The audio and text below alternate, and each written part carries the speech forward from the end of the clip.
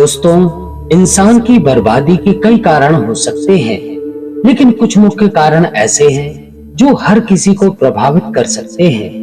इन कारणों को जानकर हम अपने जीवन को बेहतर बनाने के लिए कदम उठा सकते हैं। आज मैं आपको एक बौद्ध कहानी के माध्यम से बताने जा रहा हूँ कि इंसान की ऐसी कौन सी गलतियां होती हैं जो इंसान को बर्बाद कर देती हैं। अगर हम अपनी बर्बादी का कारण जान लें तो हम अपने जीवन को खुशहाल बना सकते हैं। बहुत समय पहले की बात है, एक नगर में एक धनी सेठ रहा करता था। उस सेठ के पास सभी प्रकार की सुख सुविधाएं थी, लेकिन उसके पास कोई संतान नहीं थी। संतान के दुख में वह हमेशा चिंतित रहता था। फिर एक दिन उसे पता चलता है कि उसकी पत्नी गर्भवती है और वह अपनी पत्नी का बहुत ख्याल रखता था। इसलिए एक दिन उसके घर में एक बेटे का जन्म हुआ। पुत्र के जन्म से सेठ बहुत खुश हुआ। उसने कोई कसर नहीं छोड़ी। उसका बेटा देखते ही देखते बड़ा हो गया। तब सेठ ने अपने बेटे को गुरुकुल भेजने का फैसला किया ताकि वह पढ़ लिख कर विद्वान बन सके। ज्ञान प्राप्त करने हेतु गुरुकुल भेज दिया। गुरुकुल में वह बच्चा अच्छे से पढ़ाई करता था और अपने गुरु की सभी आज्ञाओं का पालन करता था। ऐसे में वह बच्चा धीरे धीरे वहां का सबसे होनहार छात्र बन गया। गुरुकुल में बालक ने सभी वेद, पुराण और शास्त्रों का अध्ययन किया और एक महान विद्वान बन गया। लेकिन कहते हैं ना कि समय कब बदल जाएगा यह कोई नहीं जानता। ऐसे ही एक दिन किसी प्राकृतिक आपदा के कारण उसके माता पिता की मृत्यु हो गई। और जब उसके माता पिता की मृत्यु हुई तो बच्चे की शिक्षा पूरी नहीं हुई थी। और जब बच्चे ने ये खबर सुनी कि उसके माता पिता अब इस दुनिया में नहीं है और उसका सब कुछ बर्बाद हो गया है, तो लड़का का इस संसार से मोह भंग हो गया। उसके बाद लड़के ने कहा कि गुरुकुल से अपनी शिक्षा पूरी करने के बाद वह अपना पूरा जीवन लोगों की भलाई में बिताएगा। फिर जब बालक की शिक्षा पूरी हुई तो उसके बाद वह बालक साधु बन गया और वह सांसारिक चीजों से दूर हिमालय के जंगलों में चला गया।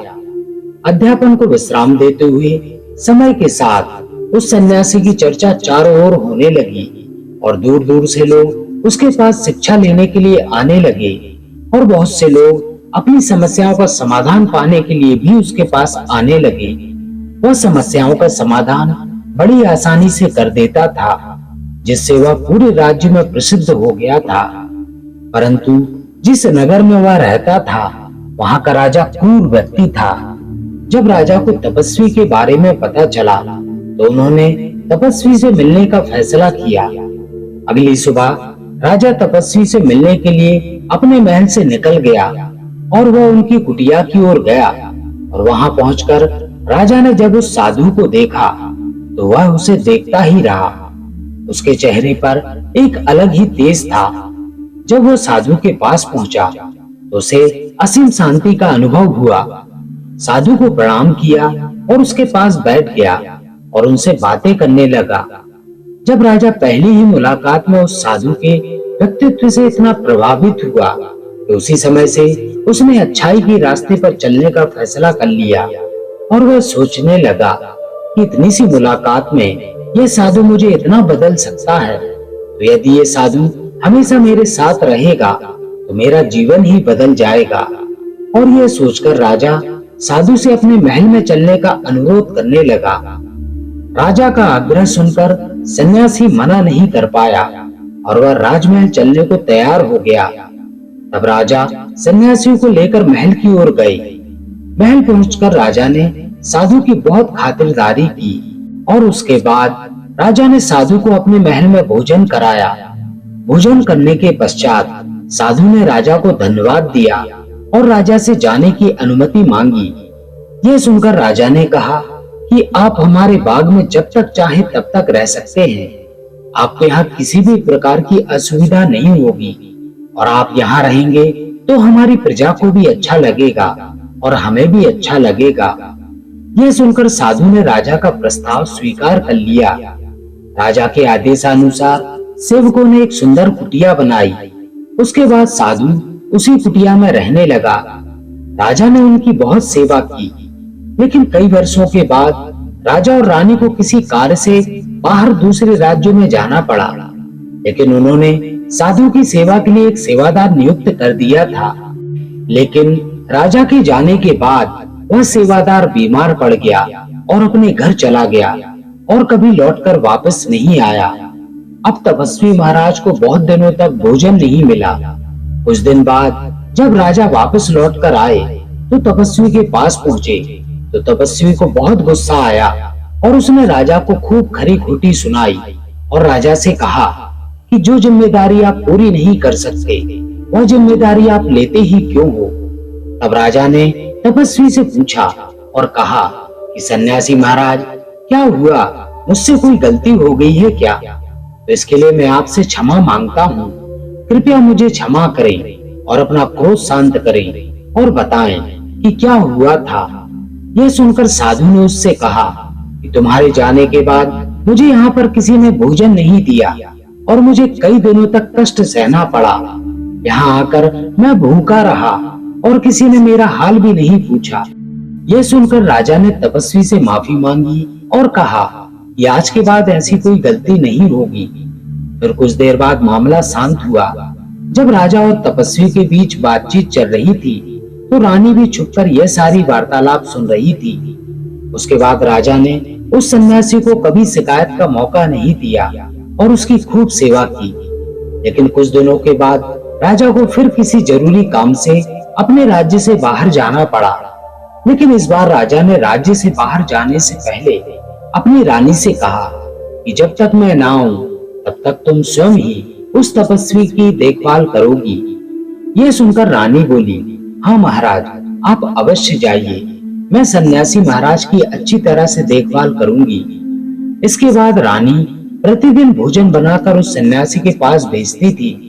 लेकिन एक दिन रानी स्नान करने चली गई और साधु को भोजन देना भूल गई। इधर साधु महाराज सोच में पड़ गए कि अब तक भोजन क्यों नहीं आया। इसके बाद साधु ने सोचा कि वह स्वयं महल में जाकर देखेगा कि अब तक भोजन क्यों नहीं आया, और फिर वह महल में पहुंच गया।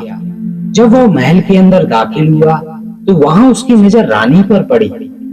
रानी के लंबे लंबे घने काले केश जो उसकी कमर पर लहरा रहे थे, उसकी कजरारी आंखें जो देखने मात्र से घायल कर दे, उसकी हिरणी जैसी चाल।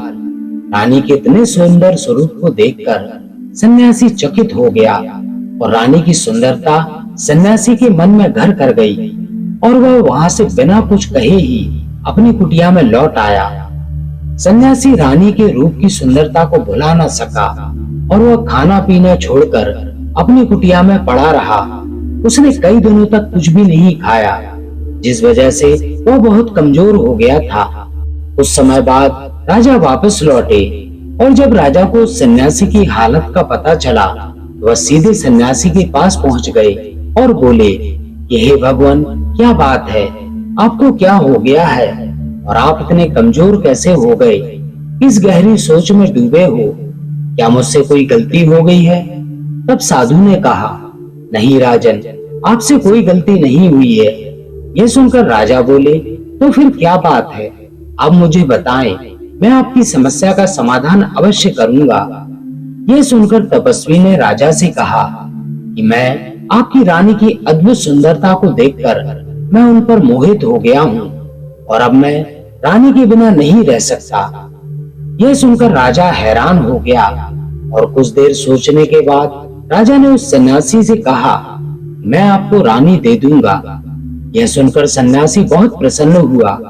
फिर राजा सन्यासी को लेकर महल गए और जब राजा और सन्यासी महल पहुंचे तो उस दिन रानी ने अपने सबसे सुंदर वस्त्र और आभूषण पहने थे।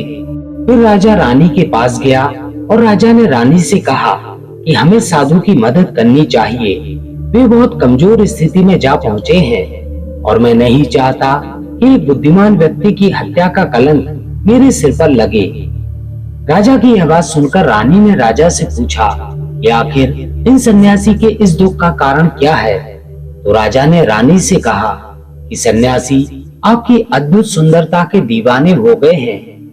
राजा की यह बात सुनकर रानी ने कहा कि राजन, आप चिंता मत करिए, अब आप सब कुछ मेरे ऊपर छोड़ दीजिए। मुझे पता है कि मुझे अब क्या करना है। आपके ऊपर ना तो सन्यासी की हत्या का पाप लगेगा और ना ही उससे मेरे पतिव्रत धर्म का नाश होगा। रानी की यह बात सुनकर राजा ने रानी को सन्यासी को सौंप दिया। उसके बाद सन्यासी रानी को लेकर अपनी कुटिया पर पहुंचे। जब रानी सन्यासी की कुटिया पर पहुंची तो रानी ने सन्यासी से कहा कि हमें रहने के लिए घर चाहिए, हम इस झोपड़ी में नहीं रह सकते। यह सुनकर सन्यासी राजा के पास गया और राजा से जाकर बोला कि हे राजन, हमें रहने के लिए घर चाहिए। सन्यासी की बात सुनकर राजा ने उसके लिए घर का प्रबंध कर दिया। फिर सन्यासी रानी को लेकर घर पहुंचा। जब रानी सन्यासी के साथ उसके घर पर पहुंची तो रानी ने सन्यासी से कहा कि यह घर तो बहुत गंदा है और इसकी हालत भी बहुत खराब है, मैं इस घर में नहीं रह सकती। यह सुनकर सन्यासी फिर से राजा के पास गया और राजा के पास जाकर बोला कि हे राजन, आपने हमें जो घर दिया है उस घर की हालत बहुत खराब है। सन्यासी की बात सुनकर राजा ने उस घर की हालत ठीक करवा दी। उसके बाद फिर रानी घर के अंदर गई और नहा धोकर बिस्तर पर आ गई। तभी साधु भी बिस्तर पर आ गया और फिर उसके बाद रानी ने साधु से कहा कि आप जानते हैं कि आप कौन हैं और क्या बन गए हैं। आप एक महान साधु थे जिनके लिए राजा स्वयं सभी आवश्यक चीजें उपलब्ध कराते थे, जिनके पास दूर दूर से लोग ज्ञान प्राप्त करने आते थे, जो लोगों को सत्य का मार्ग दिखाते थे, जो लोगों की समस्याओं का समाधान करते थे, जिन्हें सभी लोग गुरु मानते थे, जिन्हें सब लोग भगवान मानकर पूजते थे। और आज आप वासना के कारण मेरे गुलाम हो गए हैं। रानी की यह बात सुनकर साधु को झटका लगा और उसे एहसास हुआ कि वह एक साधु है और वो यह सब क्या कर रहा है। वो तो यह सब सुख सुविधाएं छोड़कर शांति की तलाश में जंगलों में चला गया था। वो जोर जोर से रोने लगा और चिल्लाने लगा और रानी से कहने लगा कि मुझे क्षमा कर दीजिए महारानी, मैं यह क्या करने जा रहा था। मैं अभी आपको राजा को सौंप कर आता हूँ। सन्यासी की बात सुनकर रानी ने सन्यासी से प्रश्न किया, साधु महाराज, मेरे मन में एक प्रश्न उठ रहा है, कृपया मेरे प्रश्न का उत्तर दीजिए। रानी की बात सुनकर सन्यासी ने कहा कि पूछो, तुम्हारा क्या प्रश्न है। फिर रानी ने कहा कि जब आपको उस दिन भोजन नहीं मिला तो आप बहुत क्रोधित हो गए थे। तब मैंने आपका यह रूप पहली बार देखा था और तभी से मैं आपके व्यवहार में परिवर्तन महसूस कर रही थी। ऐसा क्यों हुआ साधु महाराज? आखिर आपको इतना क्रोध क्यों आया? रानी की बात सुनकर सन्यासी ने रानी को समझाया कि जब मैं जंगल में था तो मुझे समय पर भोजन भी नहीं मिलता था, लेकिन जब मैं महल में आया तो महल में आने के बाद मुझे सारी सुख सुविधाएं मिली और फिर मैं इन सभी सुख सुविधाओं के मोह में फंस गया और मुझे इनके प्रति लगाव उत्पन्न हो गया और फिर मुझे इनको पाने का लालच उत्पन्न हुआ और जब मुझे यह नहीं मिला तो मेरे अंदर क्रोध उत्पन्न हुआ।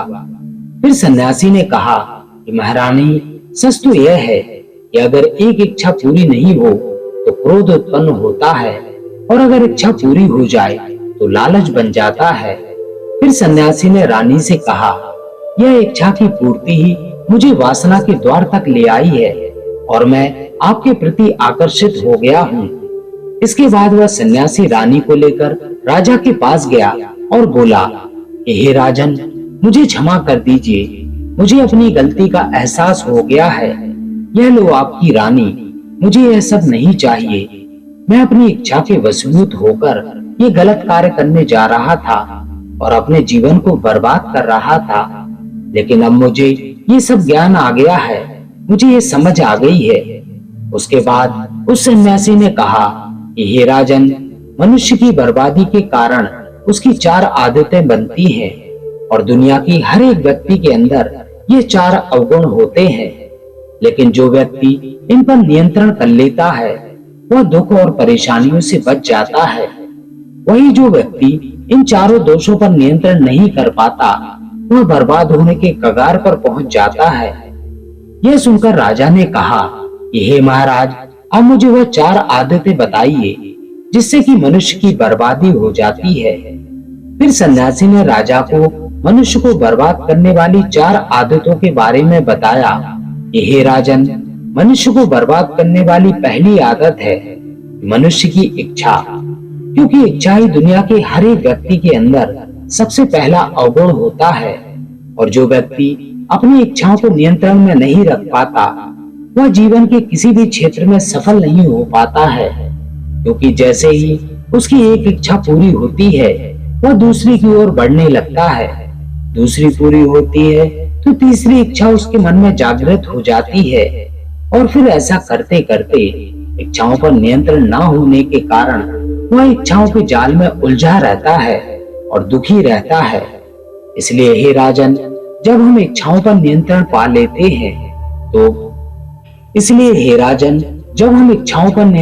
लेते हैं तो हम हमारे मन पर भी नियंत्रण पा लेते हैं। और जब हमारा मन हमारे वश में होता है तो हमें सुख की प्राप्ति होती है। फिर जो हम चाहते हैं वही हमारे साथ होता है। फिर सन्यासी कहता है कि हे राजन, मनुष्य को बर्बाद करने वाली दूसरी आदत है वासना। वासना का जन्म हमारे मन में उठने वाली इच्छाओं से होता है। जिस प्रकार इच्छा का कोई अंत नहीं होता और मनुष्य वासना के जाल में फंसता ही चला जाता है, वासना के वशीभूत होकर मनुष्य को कुछ भी नजर नहीं आता। आज तक जितनी भी लड़ाइयां हुई हैं, उनका सबसे बड़ा कारण स्त्री को पाने की इच्छा ही रही है।